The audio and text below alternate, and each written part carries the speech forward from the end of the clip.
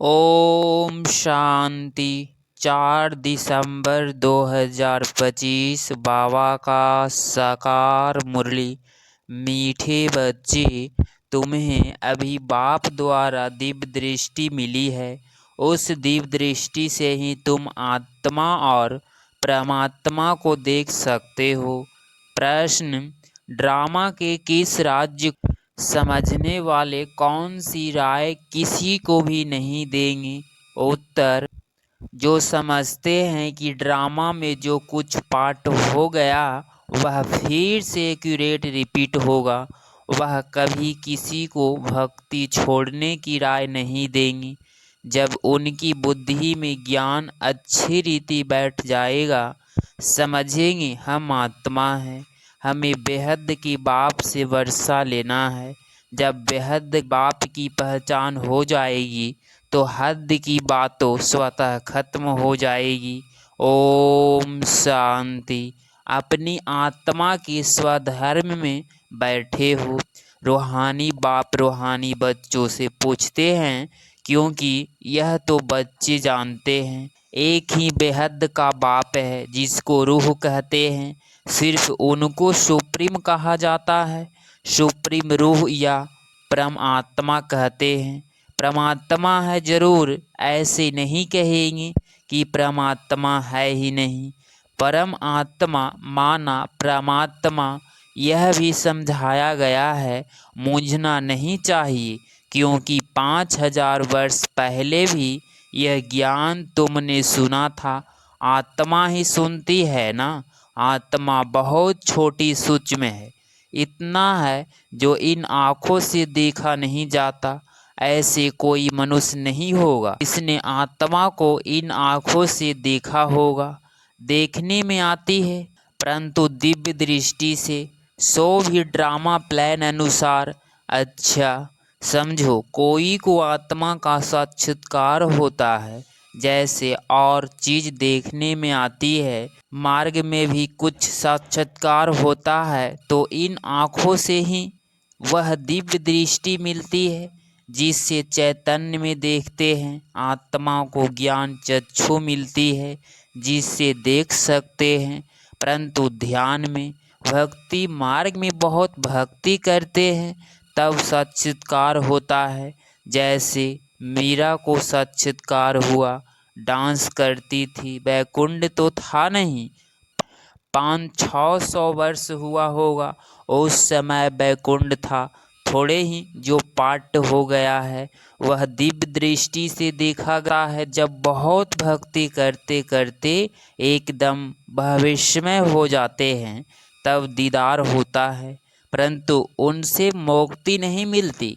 मुक्ति, जीवन मुक्ति का रास्ता भक्ति से बिल्कुल न्यारा है। भारत में कितने ढेर मंदिर हैं। शिव का लिंग रखते हैं, बड़ा लिंग भी रखते हैं, छोटे भी रखते हैं। अब यह तो बच्चे जानते हैं, जैसी आत्मा है वैसे पिता परमात्मा है। साइज सबका एक ही है, जैसे बाप वैसे बच्चे। आत्माएं सब भाई भाई है। आत्माएं इस शरीर में आती है पाठ बजाने, यह समझने की बातें है। यह कोई भक्ति मार्ग की दंत कथाएं नहीं है। ज्ञान मार्ग की बातें सिर्फ एक बाप ही समझाते हैं। पहले पहले समझाने वाला बेहद का बाप निराकार ही है। उनके लिए पूरी रीति कोई भी समझ नहीं सकते। कहते हैं वह तो सर्वव्यापी है। यह कोई राइट नहीं। बाप को पुकारते हैं, बहुत प्यारे से बुलाते हैं, कहते हैं बाबा आप जब आएंगे तो आप पर हम बारी जाएंगे। मेरा तो आप, दूसरा ना कोई। तो जरूर उनको याद करना पड़े। वह खुद भी कहते हैं, हे बच्चों, आत्माओं से ही बात करते हैं। इसको रूहानी नॉलेज कहा जाता है।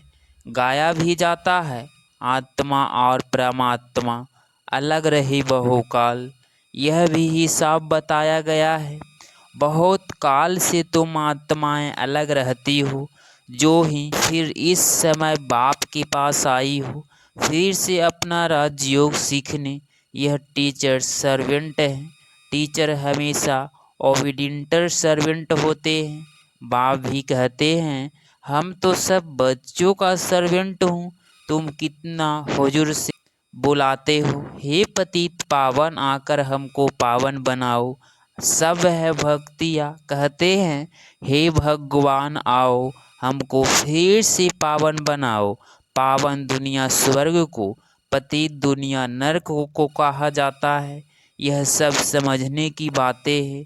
यह नॉलेज अथवा गॉड फादरली वर्ल्ड यूनिवर्सिटी है। इसकी एम ऑब्जेक्ट है मनुष्य देवता बनना। बच्चे निश्चय करते हैं हमको यह बनना है। जिसको निश्चय ही नहीं होगा वह स्कूल में बैठेगा क्या? एम ऑब्जेक्ट तो बुद्धि में है। हम बैरिस्टर वह डॉक्टर बनेंगे तो पढ़ेंगे ना। निश्चय नहीं होगा तो आएंगे ही नहीं। तुमको निश्चय है हम मनुष्य देवता नरसिंह नारायण बनते हैं। यह सच्ची सच्ची सत्य नरसिंह नारायण बनने की कथा है। वास्तव में यह है पढ़ाई, परंतु इनको कथा क्यों कहते हैं? क्योंकि 5000 वर्ष पहले भी सुनी थी, पास्ट हो गई है। पास्ट को कथा कहा जाता है। यह है नरसिंह नारायण बनने की शिक्षा। बच्चे दिल से समझते हैं। नई दुनिया में देवताएं, पुरानी दुनिया में मनुष्य रहते हैं। देवताओं में जो गुण है वह मनुष्यों में नहीं है, इसीलिए उनको देवता कहा जाता है। मनुष्य देवताओं के आगे नमन करते हैं। आप सर्वगुण संपन्न हो, फिर अपने को कहते हैं हम पापी नीच हैं। मनुष्य ही कहते हैं, देवताओं को तो नहीं कहेंगे। देवताएं थे सतयुग में, कलयुग में हो न सके, परंतु आजकल तो सबको श्री श्री कह देते हैं। श्री माना श्रेष्ठ, सर्वश्रेष्ठ तो भगवान ही बना सकते हैं। श्रेष्ठ देवता सतयुग में थे, इस समय कोई मनुष्य श्रेष्ठ है नहीं। तुम बच्चे अभी बेहद का संन्यास करते हो। तुम जानते हो यह पुरानी दुनिया खत्म होने वाली है, इसीलिए इन सब से वैराग्य है। वह तो है हठयोगी सन्यासी, घर बार छोड़ निकले, फिर आकर महलों में बैठे हैं। नहीं तो कुटिया पर कोई खर्चा थोड़े ही लगता है। एकांत के लिए कुटिया में बैठना होता है, न कि महलों में। बाबा की भी कुटिया बनी हुई है, कुटिया में सब सुख है। अभी तुम बच्चों को पुरुषार्थ कर मनुष्यों से देवता बनना है। तुम जानते हो ड्रामा में जो कुछ पार्ट हो वह फिर से एक्यूरेट रिपीट होगा। इसीलिए किसको भी ऐसे राय नहीं देनी है कि भक्ति छोड़ो। जब ज्ञान बुद्धि में आ जाएगा तो समझेंगे हम आत्मा है। हमको अब बेहद के बाप से वर्षा लेना है। बेहद की बाप की जब पहचान होती है तो फिर हद की बातें खत्म हो जाती है। बाप कहते हैं गृहस्थ व्यवहार में रहते सिर्फ बुद्धि का योग बाप से लगाना है। शरीर निर्वाह के लिए कर्म भी करना है। जैसे भक्ति में भी कोई बहुत नौंधा भक्ति करते हैं, नियम से रोज जाकर दर्शन करते हैं। देहधारियों के पास जाना वह सब है जिस्मानी यात्रा। भक्ति मार्ग में कितने धक्के खाने पड़ते हैं, यहाँ कुछ भी धक्का नहीं खाना है। आते हैं तो समझाने के लिए बिठाया जाता है, बाकी याद के लिए कोई एक जगह बैठ नहीं जाना है। भक्ति मार्ग में कोई श्री कृष्ण का भक्त होता है तो ऐसे नहीं चलते फिरते श्री कृष्ण को याद नहीं कर सकते।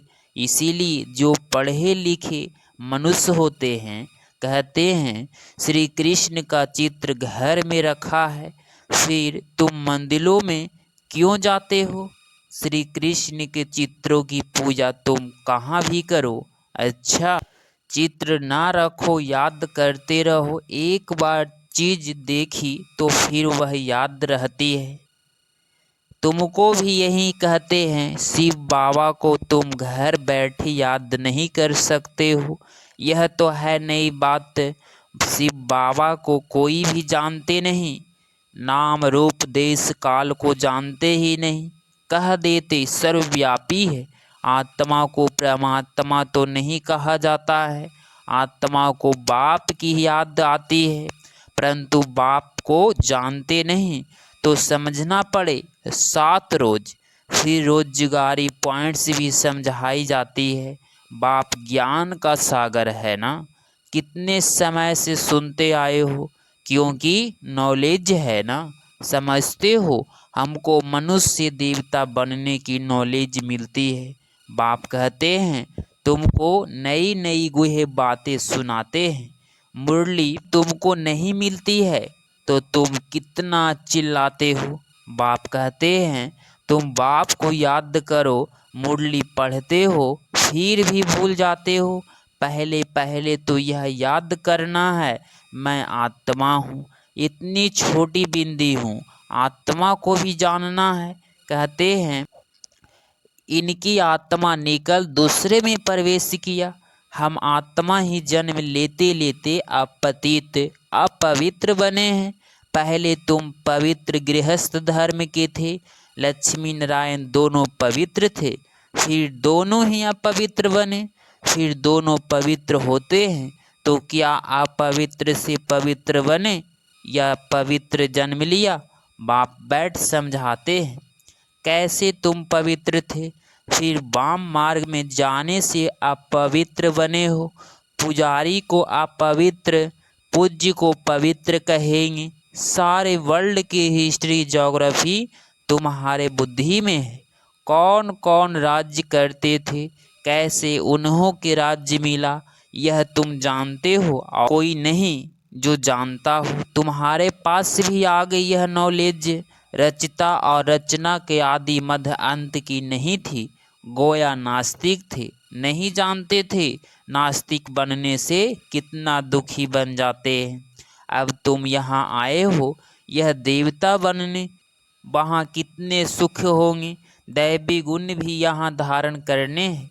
प्रजापिता ब्रह्मा की औलाद भाई बहन ठहरे ना। क्रिमिनल दृष्टि जानी नहीं चाहिए, इसमें है मेहनत। आँखों बड़ी क्रिमिनल है, सब अंगों से क्रिमिनल है। आँखें आधा कल्प क्रिमिनल आधा कल्प सिविल रहती है, सतयुग में क्रिमिनल नहीं रहती है। आँखें क्रिमिनल है तो असुर कहलाते हैं। बाप खुद कहते हैं मैं पतित दुनिया में आता हूँ, जो पतित बने हैं उनको ही पावन बनना है। मनुष्य तो कहते हैं यह अपने को भगवान कहलाते हैं। जहाड़ में देखो एकदम तमो प्रधान दुनिया दुनिया के अंत में खड़ा है, वहीं फिर तपस्या कर रहे हैं। सतयुग से लक्ष्मी नारायण की डिनास्टी चलती है, स्वतः भी इन लक्ष्मी नारायण से गिना जाएगा। इसीलिए बाबा कहते हैं लक्ष्मी नारायण का राज्य दिखाते हो तो लिखो इसको 1250 वर्ष के बाद त्रेता। शास्त्रों में फिर लाखों वर्ष लिख दिए हैं। रात दिन का फर्क हो गया है ना। ब्रह्मा की रात आधा कल्प, ब्रह्मा का दिन आधा कल्प। यह बातें बाप ही समझाते हैं, फिर भी कहते हैं मीठे बच्चे अपने को आत्मा समझो, बाप को याद करो। उनको याद करते करते तुम पावन बन जाएंगे, फिर अंतमति सोगति हो जाएगी।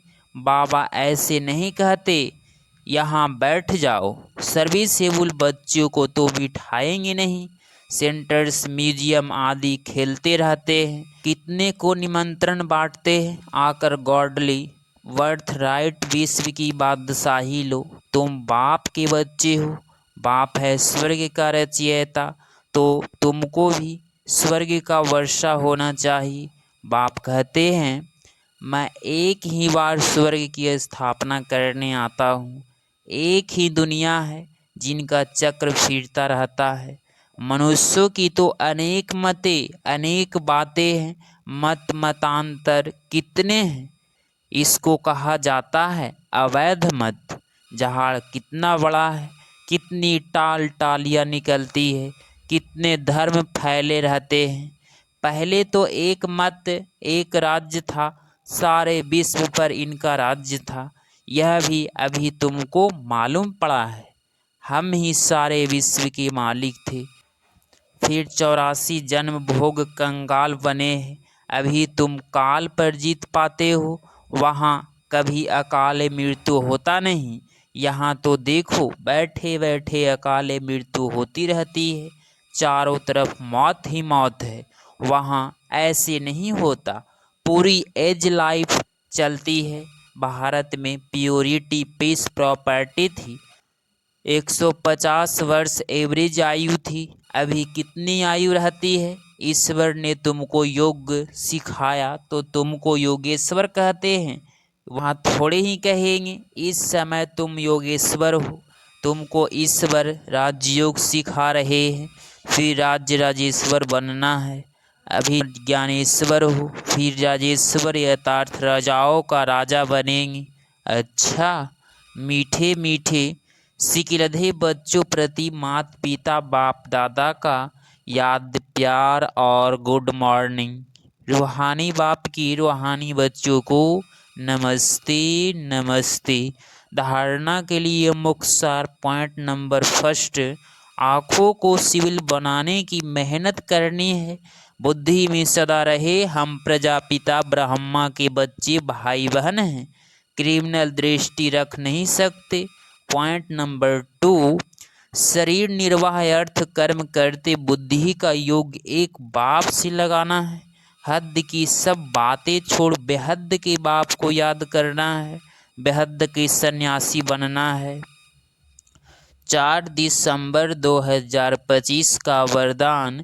बाबा शब्द की स्मृति से कारण को निवारण में परिवर्तन करने वाले सदा अचल अडोल भव। स्पष्टीकरण, कोई भी परिस्थिति जो भल हलचल वाली हो लेकिन बाबा कहा और अचल बने। जब परिस्थितियों के चिंतन में चले जाते हो तो मुश्किल का अनुभव होता है। अगर कारण के बजाय निवारण में चले जाओ तो कारण ही निवारण बन जाए, क्योंकि मास्टर सर्वशक्तिमान हमनों के आगे परिस्थितियाँ चींटी समान भी नहीं। सिर्फ क्या हुआ क्यों हुआ यह सोचने के बजाय जो हुआ उसमें कल्याण भरा हुआ है। सेवा समाई हुई है, भल रूप लेकिन समाई सेवा है। इस रूप से देखेंगे तो सदा अचल अडोल रहेंगे। स्लोगन, एक बाप के प्रभाव में रहने वाले किसी भी आत्मा के प्रभाव में आ नहीं सकते। अव्यक्त इशारे, अब संपूर्ण वह कर्मातीत बनने की धुन लगाओ। कर्मातीत स्थिति को प्राप्त करने के लिए सदा साक्षी बन कार्य करो।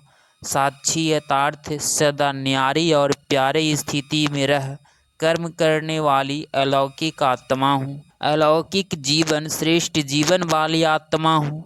यह नशा रहे कर्म करते, यही अभ्यास बढ़ाते रहो तो कर्मातीत स्थिति को प्राप्त कर लेंगे। अगर आप इस चैनल पे डेली मुरली क्लास सुन रहे हैं तो चैनल को प्लीज़ सब्सक्राइब करें और नोटिफिकेशन ऑल पे क्लिक करें। मिलते हैं अगली मुरली क्लास में। ओम शांति।